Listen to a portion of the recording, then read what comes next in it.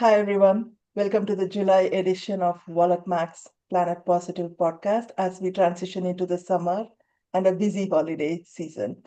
I'm Bhuva Shakti, based in New York, and the founder of Wallet Max.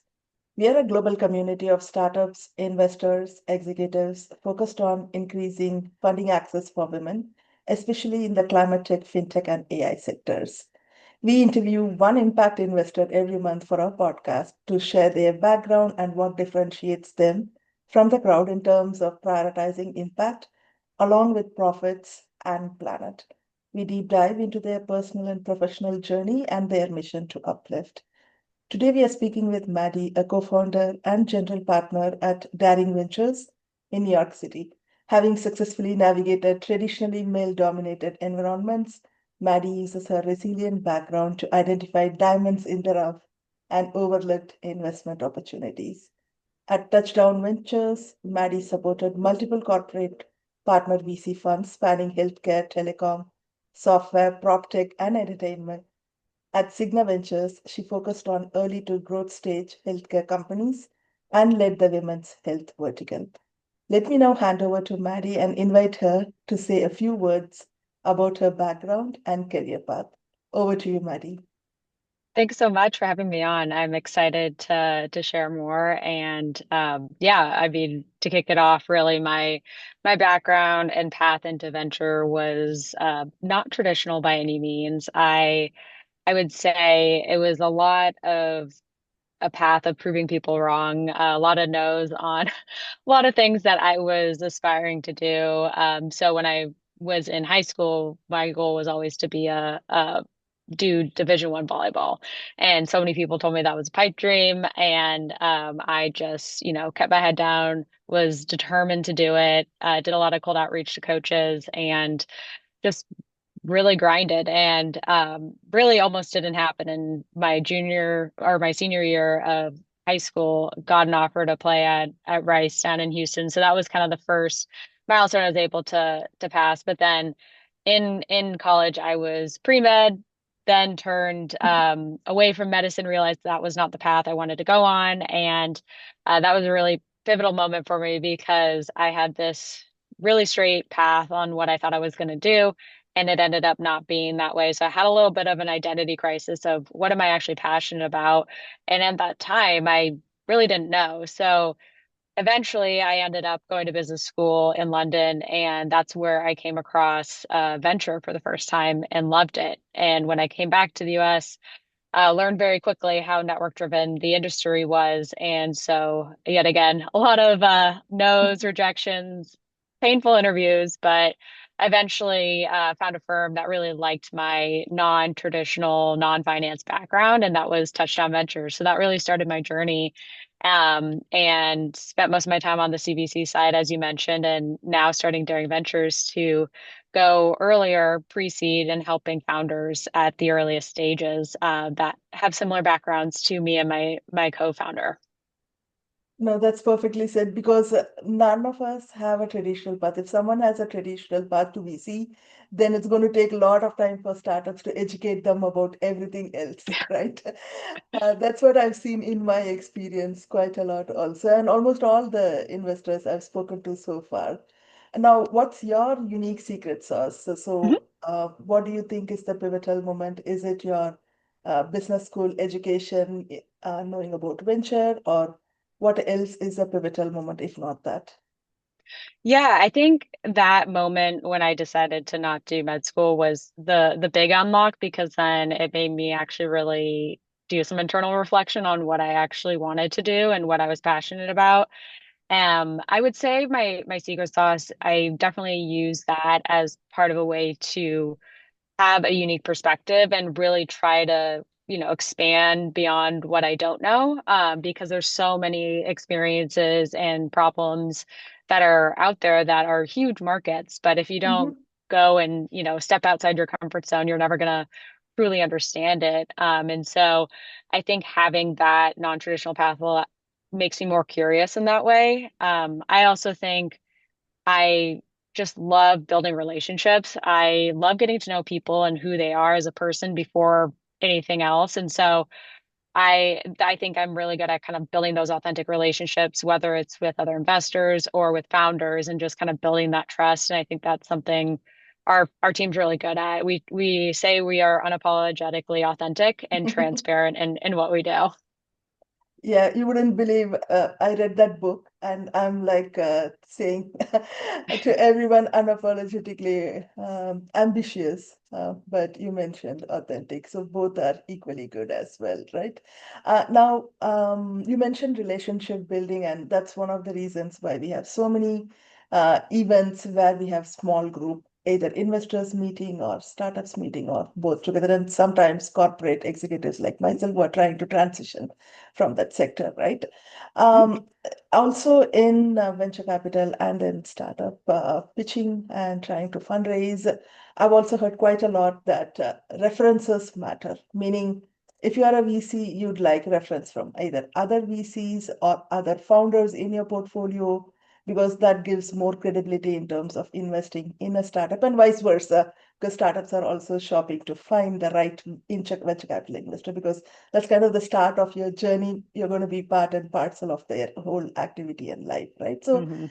how do you use some of your authentic relationship building into expanding your portfolio or supporting other founders or even cross collaborating with other investors?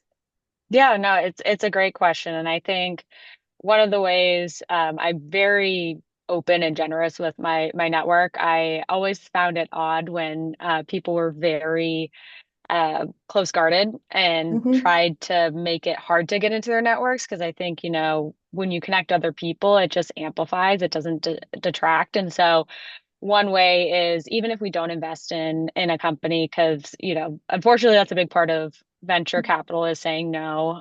But if there's ways I can connect them to others that I know in my network that would be a good fit, uh, I do that. Others on my team do that as well. And so leveraging in that way to be helpful. I think also just expanding my network beyond what is in my wheelhouse. So healthcare has been a big one where I have a lot of contacts, but as we started Daring and we focus more generalist, I have started building up connections in other industries that are outside of my my domain expertise. And so it's been nice because when you reach out and it's like I'm genuinely curious of understanding what's your view, you've been in this industry a lot more, and really kind of leading with I want to learn. And that's something that I think people really, feel more open to and receptive when you come at it that way. I think also one thing I would say with founders, I think references and connections and warm intros, there are times and places where that makes sense, but I also am a very strong proponent of cold outreach. I have Hmm. done that myself.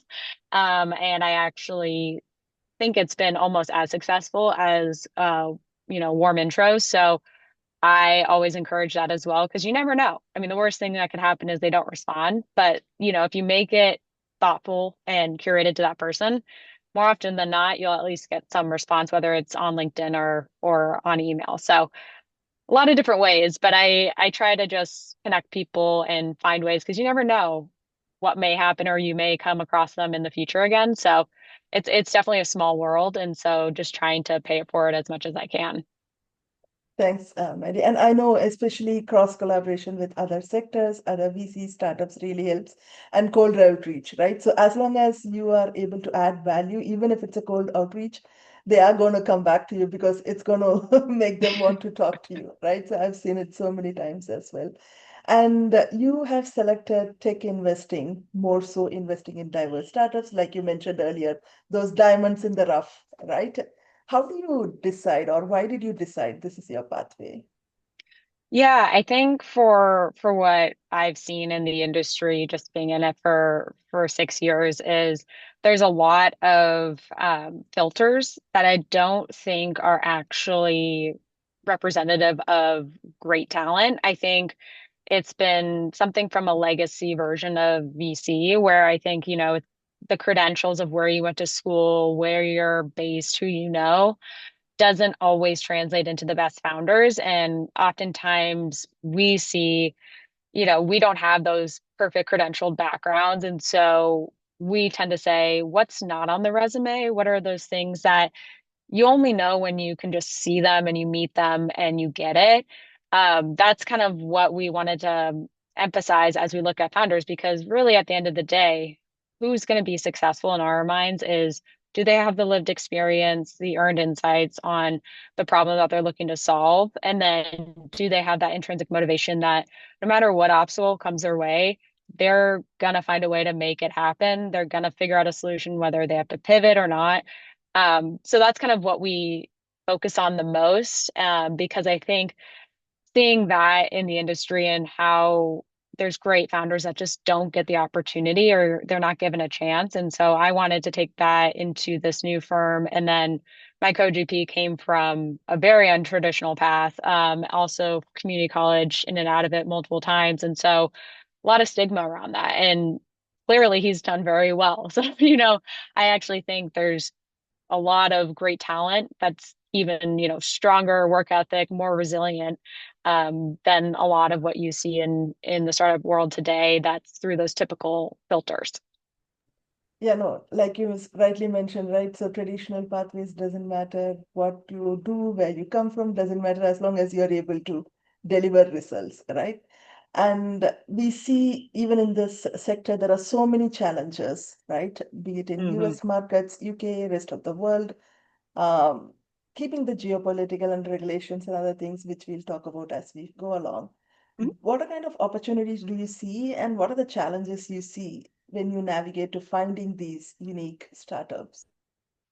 Yeah, I think some of the opportunities are, there's a lot of concentration on the coast, a lot of VCs, there are a lot of startups, and I get it. There's a lot of, that's where the capital is. You go where it is. We're based in New York, but we're very intentional of wanting to create those social connections across the US. And so we've been deliberate in building out those relationships, going to events, or local conferences that are in certain areas so that we have those face-to-face relationships so that then we can get deal flow through those channels, and also meet founders when we are there. And so it's definitely hard work. It's not a, 9 to 5 job on that way. We're on the road a lot. And so we've been to places like Tulsa, Oklahoma, Charleston, and South Carolina. We're going to Milwaukee and Wisconsin next week. And so really being intentional on building those so that you have those unique channels. I think we're really excited about seeing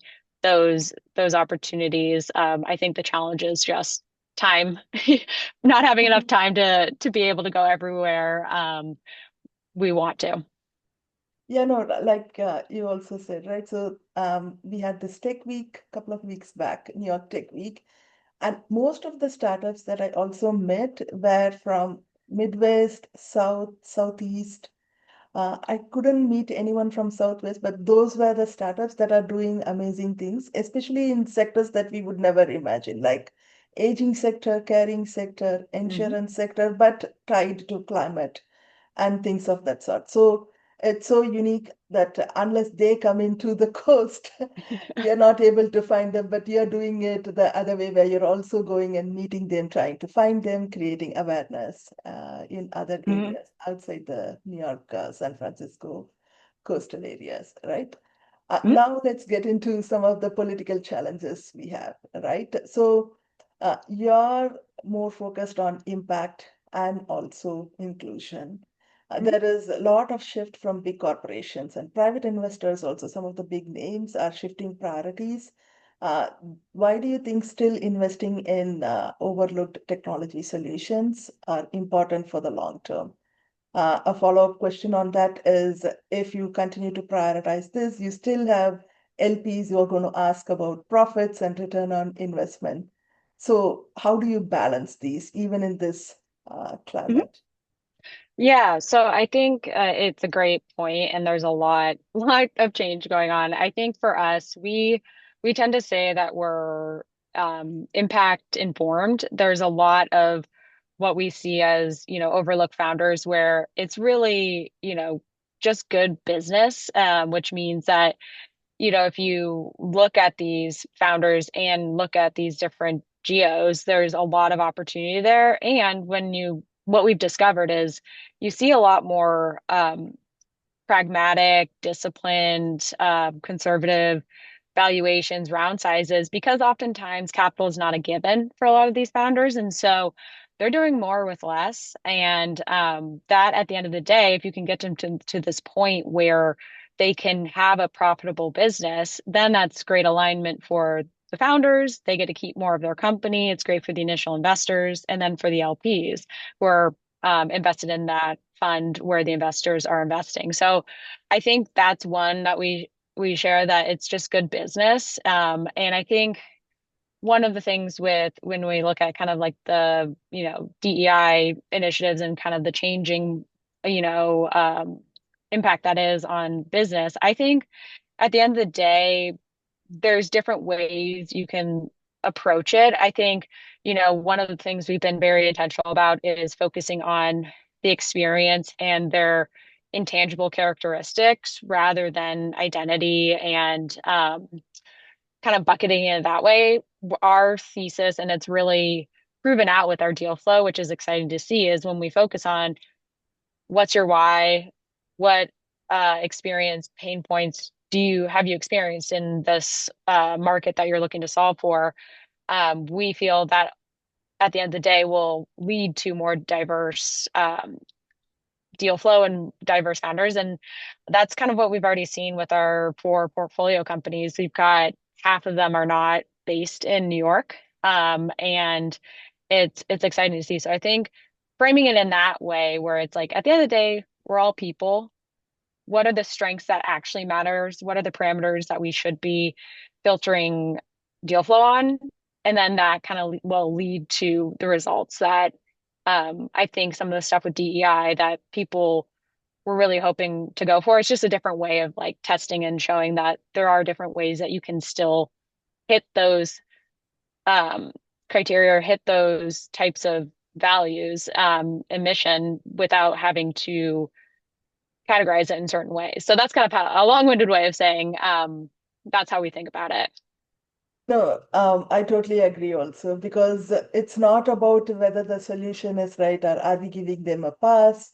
It's more about giving them the opportunity and then let their solution and their execution speak for themselves, right? So instead of trying to stop them from not even having the opportunity come talk to you, right? So Hmm. I've seen in so many instances also some of these are solutions that are going to be helpful for your bottom line, which means then you're going to be interested in Yeah. looking at it, right?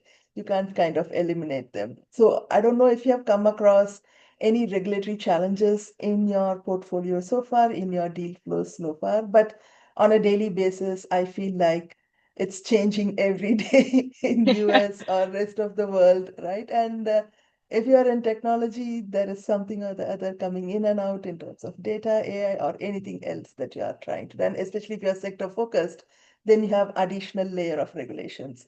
Have you come across any of this and how do you build for the long term, even when there is so much volatility in not knowing what could happen tomorrow? Yeah, no, it's a great point. And I think one of the things that we look for, especially as new deals come through and potential investments and how we underwrite that, it's definitely something where we look at like what's, short-term and long-term potential risks or challenges that may come up, and how can is there a way we can help mitigate that through our networks and connections and resources, or does the company have plans or an idea of how they want to think about it? Because it definitely is something, as you're starting to see with, supply chain, a lot of Mhm. the tariffs that are being imposed. There's a lot of uncertainty and volatility. And so there's going to be an impact. I think it's already starting on a lot of like small business owners. And so I think it's just going to continue until, if there are changes, then maybe it will, go a different way and course correct. But for the near term, really kind of adding that in as a criteria factor for in case, worst case scenario, this persists for a while. And so far with our portfolio companies, they've been doing well. A lot of their solutions are less dependent on that. And so they've been able to still keep a good pace of what their business model is. But I think for the long term, one of the things where we see an opportunity with this is a lot of this global supply chain disruption, there's opportunity in the US to really build out more of that economic development that I think we lost and, outsourced a while ago from like the Industrial Revolution, era. And so there's a lot of talent and a lot of tech and wealth on the coast. And we don't have as much of that spread across the US, not because there's not a lot of talent and great innovators. It's just it's so concentrated in innovations targeting kind of white collar industries, but there's so many other industries that really are the backbone of our economy. And so if we spend more and try to build that up, it's going to take time, but like I think there's opportunities there. Um, but I also think for us personally, we also look at when our portfolio construction is how can we balance, consumer cyclical and defensible or defensive industries to balance out that risk. So ones that are more durable over time and ones that may be more subject to volatility so that we're not just overweighted in one category. Diversification, especially you have to balance globalization and nationalization, right? So last month, I think, like a few weeks back, I was at a small business conference in New York City. Only thing I can hear from many of those early stage startups or people who are reliant on day-to-day customer revenue to kind of keep running or expanding their business is about, hey, I don't know if I can make it. I'm waiting on some shipment. I don't know if I can get this. My supply chain, I have to think about it. So typically I'll have discussions around, okay, how can I find more customers? How can I get into new markets? But the discussion was all about, okay, how can I plan to protect my supply chain, my current customers, instead of trying to get into new customers? So yeah, so much volatility happening. You need to balance everything, of course, right? And Hmm. now, in your portfolio, how has success been for you? So are there any case studies or examples of companies from Daring Ventures where you have invested and you've seen success or on the way to success? Give me some examples if possible. Yeah, yeah, of course. Definitely great portfolio so far. I really like the four companies that we're working with. One example was a great one, which was a deal we never thought we would get into, but ended up being the case just because of our relationship and approach with how we interact with founders. This was a company called Hosty AI. They provide an AI first customer service experience platform for restaurants. And really, one of the co-founders has spent 40 years in the restaurant industry. His family owned restaurants in SF during that time. The other co-founder is really sharp on the technical side, and they've known each other for a while. And so we had met one of them in New York during a happy hour. And really, I spent some time with him talking about restaurants because I am a major foodie. And so have so many lists of restaurants in different cities.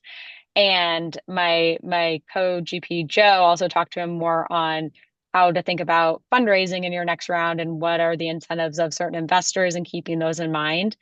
And I sent him all my list of restaurants after that event and we stayed in touch and he gave us an opportunity to come in to their seed round where we are a very small check in it. And there was a lot of people that weren't able to come in on the round.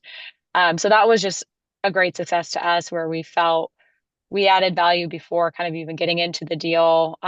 Didn't, believe like we had that right to get in. And it was nice to be able to see that they really saw the value that we can provide and were as excited to work with us as we were with them.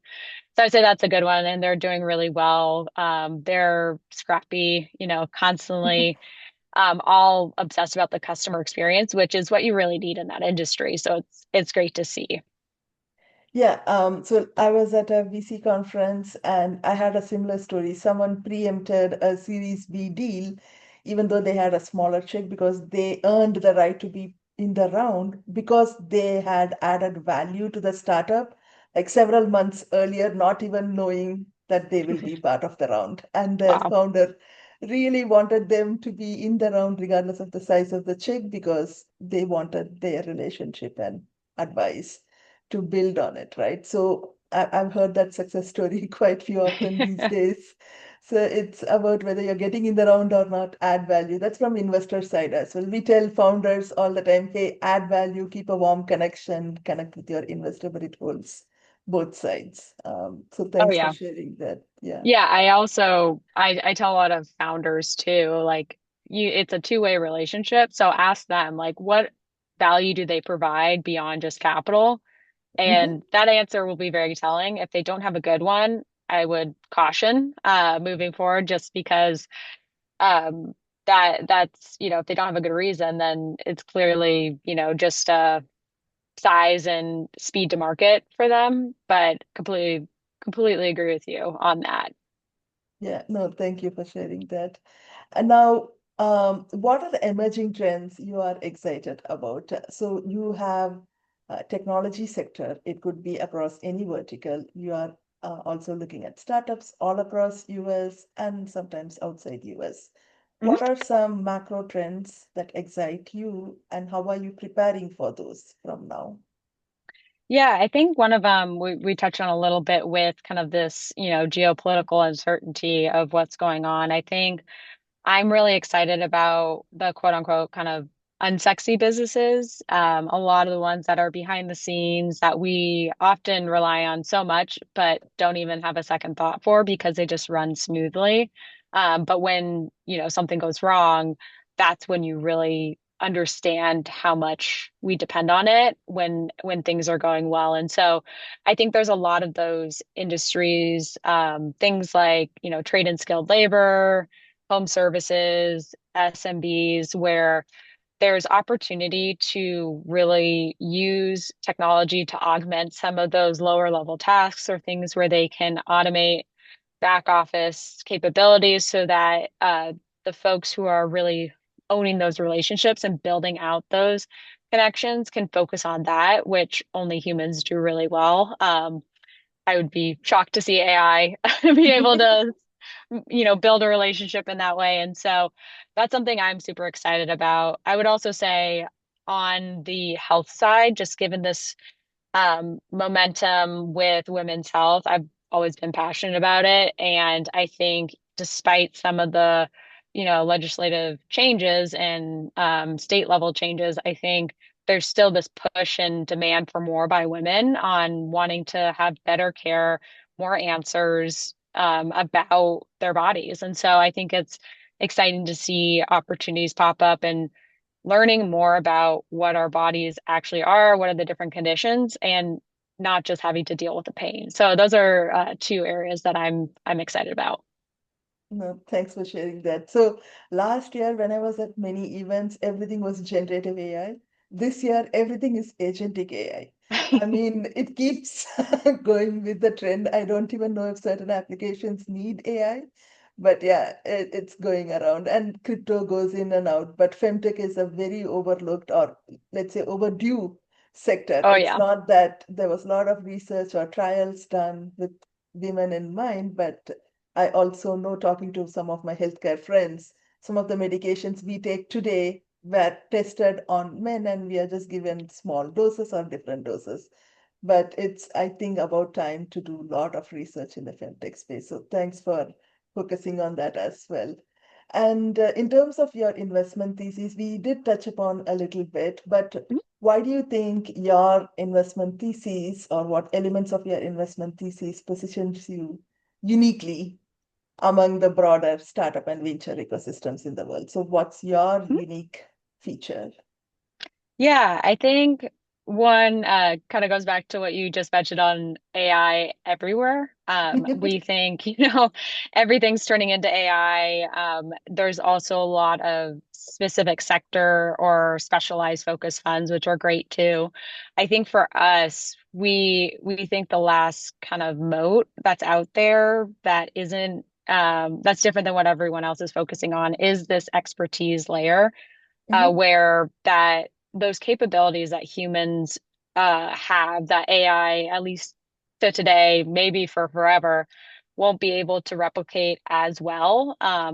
We think those are areas that get us excited, where there's this what we call expertise layer, where it really helps drive some of these core drives as a core function for certain sectors where relationships, trust, really understanding, uh, what's true versus what's noise in the industry. Because with AI, it's definitely helped in the sense of being able to democratize knowledge, help people start businesses quicker, but also it creates a lot of noise and it makes knowledge more a commodity. And so as that happens, you need a signal that helps to really be like, what's a trusted source that can say, for matter of fact, yep, this is right. Everything else is noise, because it's getting harder to decipher that. And so I think Yeah. our focus on that aspect, we're not against AI. We just think it's more of a supporting tool that augments human capabilities rather than automates them away. And so I think that's been something where we've seen a lot of people's reactions being like, oh, that's very refreshing. Because a lot of times it's, what spin on AI is it going to be this time? Or what specific sector are they domain experts in, which yeah, I would say that's our biggest differentiation. Yeah, it only adds more responsibility and accountability on the humans Hmm. because now we have to oversee and ensure everything is aligned to what we as humans want, right? Yeah. So, yeah, so it's very important that we work together. We need technology, but then it has to serve what humans need on this planet. So you also do a lot of pre-seed, seed startups, right? Mhm. Especially diverse founders, early stage technologies. Sometimes you don't have much traction, be it revenue, customers, or even footprint, right? And Mhm. sometimes these are capital intensive, especially if a technology is new or it has to be scaled enough to get returns. So how do you kind of balance this when you make your bet? And how can people or other startups get in touch with you and Daring Ventures if they think they meet some of your mission and values? Yeah. So I would say, like to get in super early, and I probably earlier than a lot of people. How we define pre-seed when we come in is idea stage all the way through early commercialization. We really think it's, especially at that stage, it's a lot of betting on the founder or the Yeah. founding team. And we like to spend a lot of time with them, even maybe when they're, founder curious and they're starting to think about actually starting a company.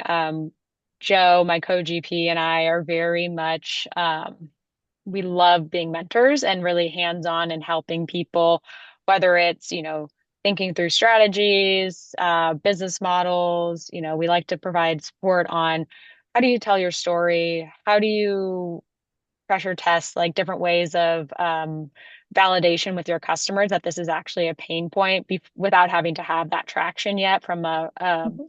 revenue standpoint. And so we like to get in early in that way to like really be like, can we work together as, partners? Because at the end of the day, we want it to be a partnership.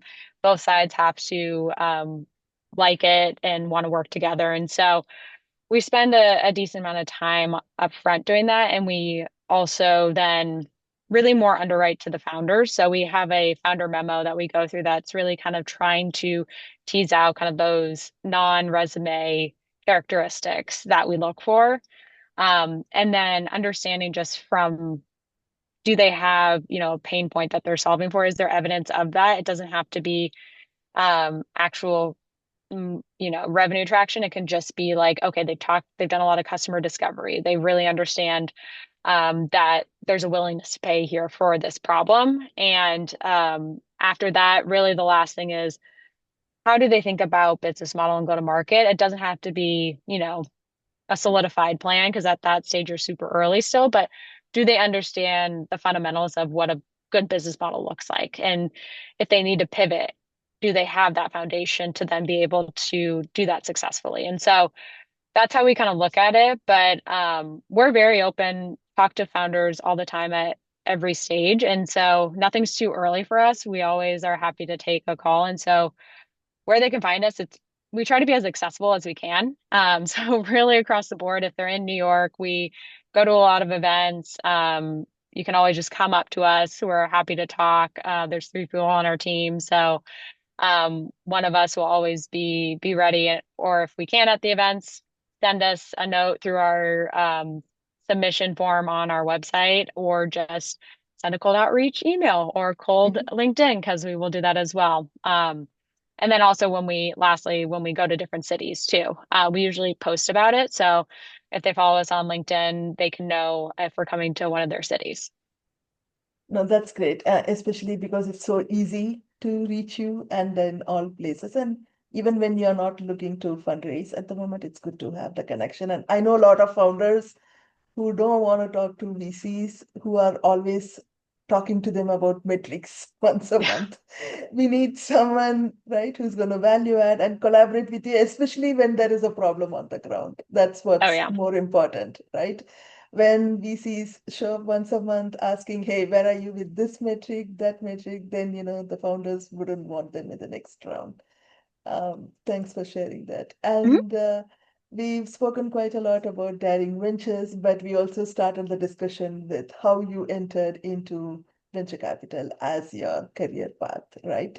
Your Mhm. pivotal moment. So I want to tie that to ask, how do you think your personal mission today fits with what you're doing at Daring Ventures? And what are some areas of learnings that you've had in case you see anything different? Yeah, I would say I think it aligns well. I'm able to have a lot more autonomy, especially starting a fund. We're able to, build it from scratch. And so we can create a new culture, create a new way of doing venture, which to us is really just going back to the basics, being disciplined on, fund size, how we work with founders, alignment with LPs as well. And so that's been nice. I think also with our thesis, it aligns well with my personal, priorities of really having more diversification in venture on the investor side, as well as with founders. I've Mhm. just seen so much of same, concentration. And so any ways where that can be expanded and, um, you know, being able to shine light on, like, great founders are everywhere. They build great companies that are awesome. They don't need to be, unicorns, billion-dollar exits. There's great companies that are within, like, the 100 million range, exits that are awesome and can be great for smaller venture funds. And so I think what we're doing is great on that sense, and also just being transparent and authentic. I think so much of venture, of what I've seen, is very much controlled and very,